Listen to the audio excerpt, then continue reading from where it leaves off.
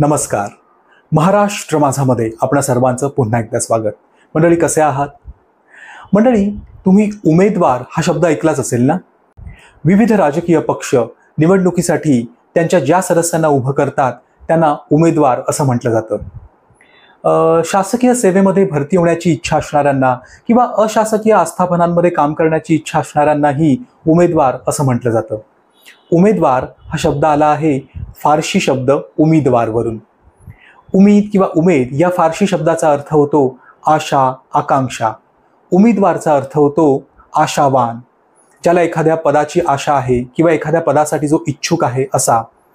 स्थिर काम देऊ अशा अटीवर ठेवण्यात आलेला सेवक असाही त्याचा एक अर्थ होतो. या उमेदवारवरून आपण एक शब्दही बनवला आहे, उमेदवारी. उमेदवारी म्हणजे मोठ्या पदाची आशा ठेवून तारुण्यामध्ये सुरुवातीला केलेलं छोटं मोठं असं एक काम. मंडळी, असाच एक शब्द घेऊन भेटूया पुढील भागामध्ये. तोपर्यंत माझ्या चित्रफिती पाहत राहा, तुमची आवड नोंदवत राहा आणि ही वाहिनी अधिकाधिक लोकांपर्यंत पोचवत राहा. जय महाराष्ट्र.